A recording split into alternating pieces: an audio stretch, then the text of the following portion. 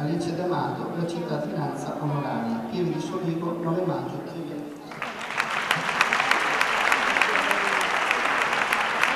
Prima assalita dai supporters di tutte le età, poi commossa sul palco. La campionessa olimpica alla trave, Alice D'Amato, non ha trattenuto le emozioni davanti ad un palafabbri invisibilio tutto per lei.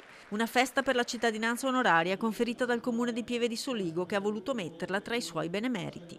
È un'emozione grandissima essere premiata, essere riconosciuta per quello che c'è stato dietro, per tutta la strada che ho fatto, per tutti gli ostacoli che sono riuscita a passare, ed essere qui oggi, essere premiata come cittadina onoraria, per me è un grande onore.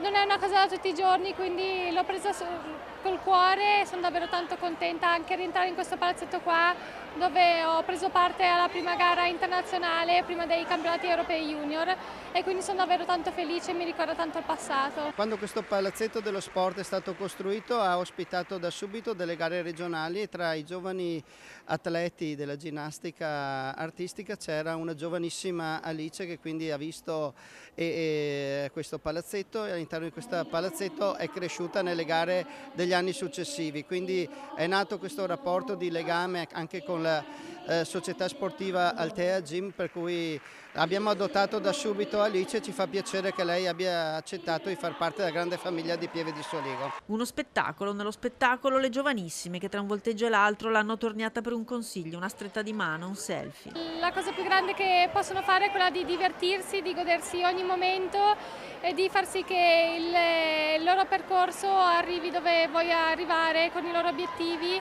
cercando di trascorrerlo con serenità. Tra le molte autorità civili, sportive e militari, Alice D'Amato fa parte delle Fiamme Oro della Polizia, anche il presidente del CONI Veneto, che ricorda come i piccoli futuri atleti prendano esempio proprio da questi grandi campioni.